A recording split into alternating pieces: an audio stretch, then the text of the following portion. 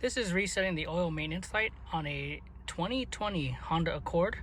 First, what you want to do is have the key in the vehicle, press the button down here at the bottom, and that's going to turn on the display. Don't press on the brake, you're going to hit it twice.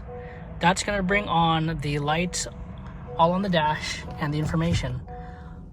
You're going to get this A1 feature right here, maintenance due now. And what you want to do is you can dismiss it by pressing this button here. That will dismiss everything.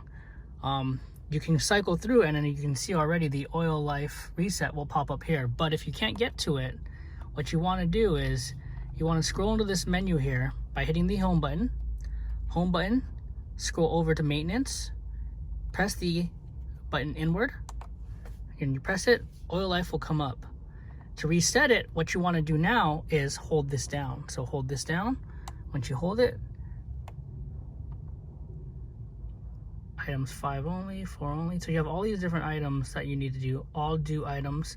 So depending if it was like A1, A2, A3, depending on what it says in your manual, you want to delete what was done. So all due items, I'm going to delete, press it down, reset completed right there.